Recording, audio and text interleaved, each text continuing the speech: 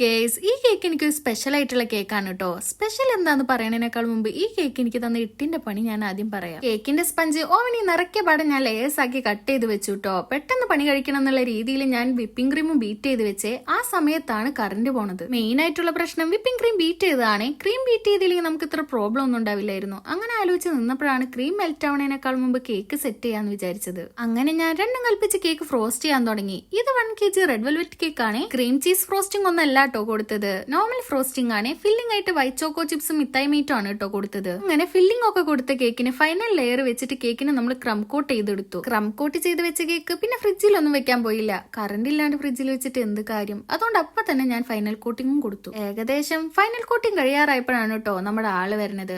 ആരാണ്? കറണ്ട് വന്നപ്പോ പിന്നെ എനിക്ക് ഭയങ്കര ഉന്മേഷമായിരുന്നു. ഇതുവരെ ഇല്ലാത്ത ഡിസൈൻസ് ഒക്കെ ആയിരുന്നു മനസ്സിൽ. ഇനിയിപ്പോ ക്രീം തീർന്നാലും കുഴപ്പമൊന്നുമില്ലല്ലോ, കറണ്ട് ഉണ്ടല്ലോ, ബീറ്റ് ചെയ്തെടുക്കാലോ. അങ്ങനെ ഞാൻ ഇപ്പോഴത്തെ ട്രെൻഡിങ് കേക്കായ വിന്റേജ് കേക്ക് ഡിസൈൻ തന്നെ ചെയ്യാന്ന് വിചാരിച്ചു. അങ്ങനെ ബൗളിൽ ബാക്കി ഉണ്ടായിരുന്ന ക്രീമിൽ കളർ ആഡ് ആക്കിയിട്ട് ഞാൻ ഡിസൈൻ ചെയ്തു കേട്ടോ. കേക്കിലെ സൈഡിലെ ഡിസൈൻ ഒക്കെ ചെയ്തു വന്നപ്പോഴേക്കും വിപ്പിംഗ് ക്രീം തീർന്നു. ക്രീം ബീറ്റ് ചെയ്യാൻ പോയപ്പോഴാണ് ഞാൻ വീണ്ടും ആ സത്യം അറിഞ്ഞത്. കറണ്ട് വീണ്ടും ചതിച്ചു. കുറച്ചുനേരം വെയിറ്റ് ചെയ്തിട്ടും കറണ്ട് വരാതായപ്പോ KSEBിലേക്ക് വിളിച്ചു. മെയിൻ്റെനൻസ് വർക്ക് നടക്കുന്ന കാരണം നേരം വൈകുന്നു പറഞ്ഞു. ഇത് കേട്ടപ്പോ ആലോചിച്ച് സമയം കളയാനൊന്നും നിന്നില്ല. ഫ്രിഡ്ജിൽ നോക്കിയപ്പോ കഴിഞ്ഞ പ്രാവശ്യം ചെയ്ത കേക്കിന്റെ ബാലൻസ് ക്രീം ഉണ്ടായിരുന്നേ. അപ്പോ ആ ക്രീം തന്നെ യൂസ് ചെയ്ത് ഞാൻ ടോപ്പിലും ഫൈനൽ ഡിസൈൻ കൊടുത്തു കേട്ടോ. കേക്കിന്റെ ബാലൻസ് ക്രീം ഒക്കെ സൂക്ഷിച്ചു വെക്കുന്ന പരിപാടി അനിയത്തിയുടെ പരിപാടിയാണ് കേട്ടോ.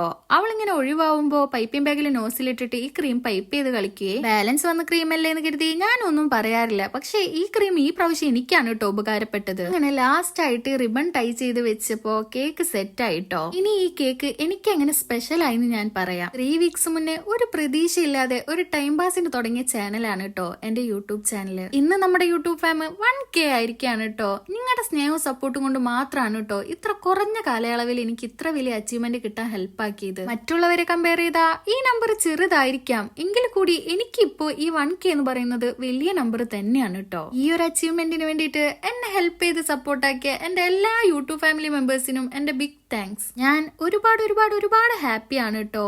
ഇതുപോലെ തന്നെ നിങ്ങളുടെ സപ്പോർട്ട് ഇനിയും ഉണ്ടാവണേ. Thanks for